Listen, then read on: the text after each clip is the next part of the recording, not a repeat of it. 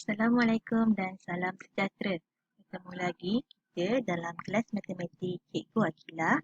Baiklah, hari ini kita akan belajar tentang tajuk banding dan susun nombor.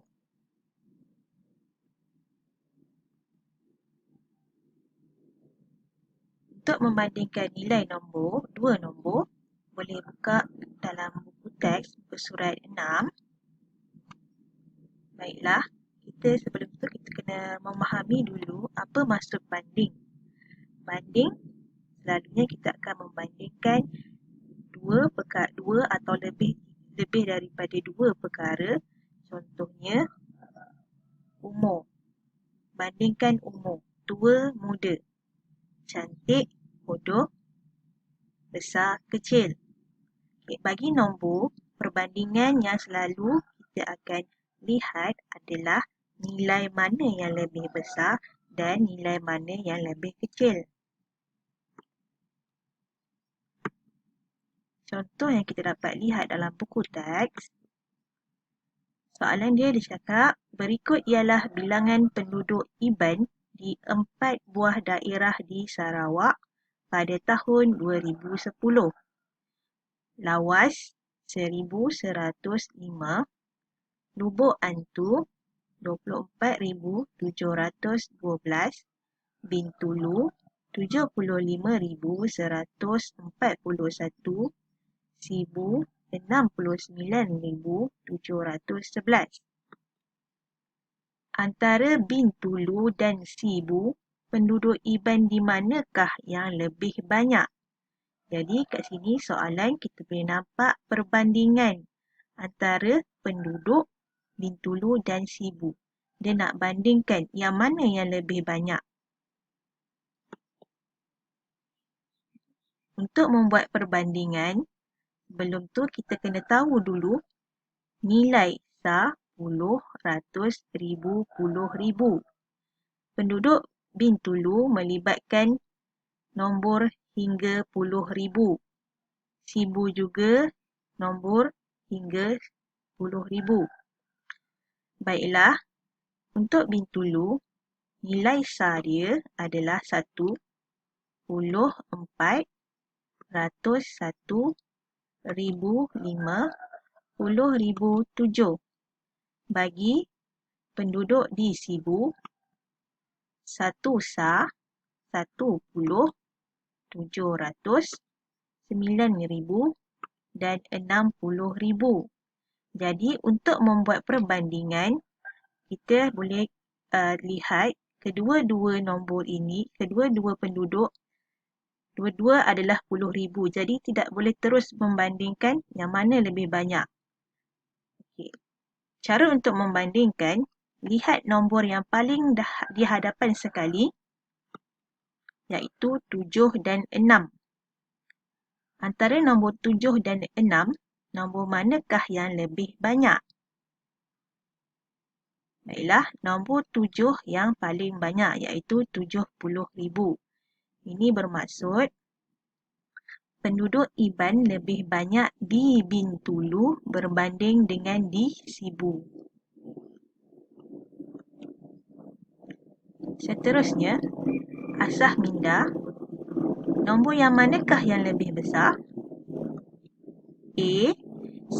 Untuk soalan A, 6,893 atau 53,456. Kedua-dua nombor ni boleh terus buat perbandingan kerana yang pertama, nombor pertama melibatkan ribu, nombor kedua melibatkan puluh ribu. Jadi antara ribu dan puluh ribu, nombor apa yang lebih besar? Ya, yang 10,000. Jadi jawapan dia 53,456 lebih besar. Soalan seterusnya, 45,690 atau 44,690 atau 4,790. Nombor manakah yang lebih besar?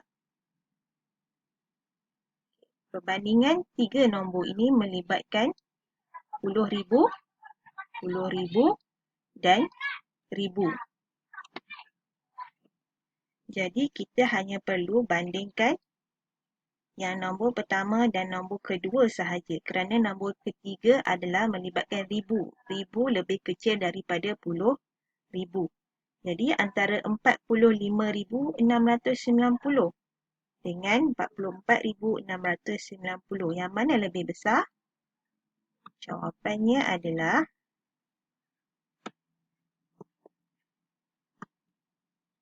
45,690 yang paling besar. Seterusnya, kita akan belajar tentang tertib menaik dan tertib menurun. Okey, sebelum kita nak teruskan, kita kena faham dulu apa maksud tertib menaik, apa maksud tertib menurun. Satu analogi iaitu apabila kita menaiki tangga. Naik tangga daripada tangga yang rendah ke tangga yang lebih tinggi. Jadi, tertib menaik adalah nombor kecil ke nombor besar. Maksudnya, tangga yang kecil ke tangga yang lebih tinggi. Nombor kecil ke nombor besar. Bagi tertib menurun, analogi menurun tangga daripada tempat tinggi ke tempat rendah. Jadi, nombor yang besar ke nombor yang kecil.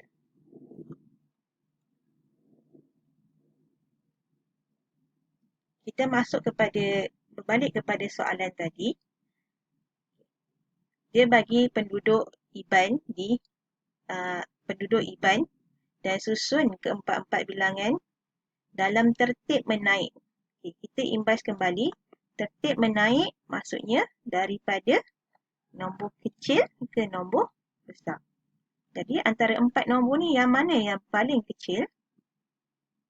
Okay, sama juga buat perbandingan. Masukkan nombor-nombor ini ke dalam nilai tempat.